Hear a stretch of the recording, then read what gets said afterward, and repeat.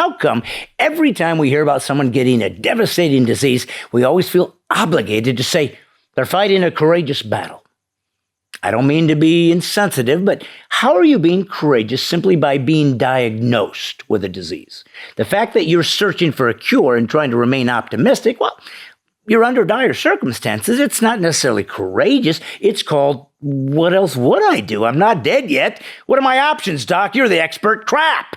If I get cancer and the doctor said, well, listen, no, the cure was to tie 3 chickens together by the tail and hang them around your neck while playing the flugelhorn through my nose, I'm on it.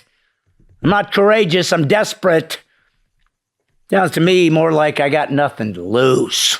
I mean, if you get diagnosed with a life-threatening disease, you really don't have a whole heck of a lot of options, do you? Outside of, I don't know, joining the French Foreign Legion or taking up lion taming as a hobby between chemo, there really isn't anything courageous to do while you're trying to get healed. See, I think courageous is the wrong word. Hope, maybe, or remaining upbeat and seeking a cure, that's a more accurate term, I'd guess. And the only admirable trait is you don't quit trying until the end, because whatever the outcome, it's out of your control. I don't know anyone who hasn't somewhere been affected by the most ruthless of diseases, cancer. Cancer, like other residues of the fall, is one of the many devastating byproducts of this cursed earth. For some, it'll become terminal. But the truth of life is the moment you're conceived, guess what? You're terminally ill. The moment you're alive at conception, you're stricken with the ultimate killer disease that's never cured, mortality.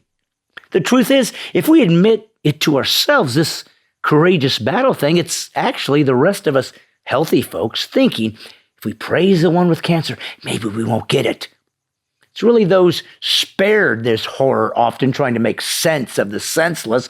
Praising the disease-stricken can almost be like a subconscious neo-talisman, as though we're speaking to the spirit world. Hey, look at me. I'm praising that person that has something I don't want. Does that mean I get a pass, please? I mean, look how sympathetic I'm behaving.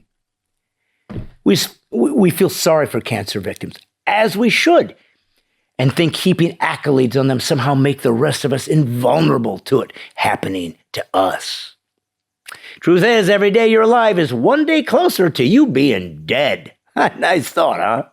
Seems if we all saw life as a terminal illness, it would actually give us as humans the truth perspective we could all live by. Now, I'm sure some of you watching this might be tempted to confuse my words as insensitive to people suffering this indignity as we speak. But here's what I'm getting at.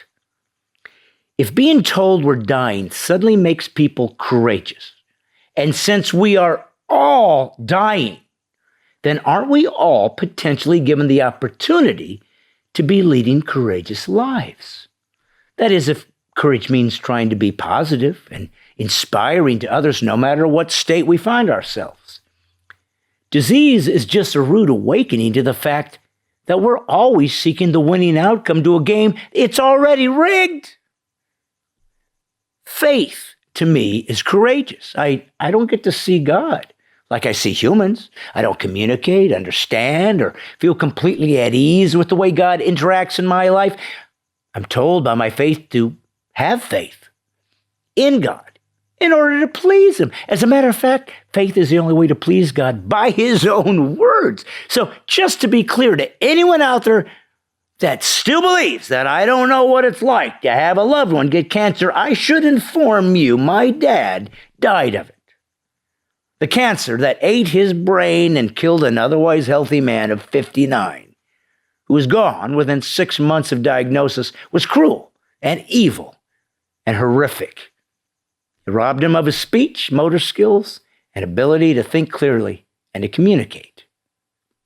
If you're watching this episode right now and happen to be battling cancer or have a loved one in that situation, I have nothing but empathy for you.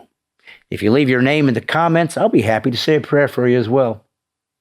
I hate cancer, but it's real. Death is real. Dying is real. And there is nothing particularly courageous about it, since we don't have a choice to avoid it.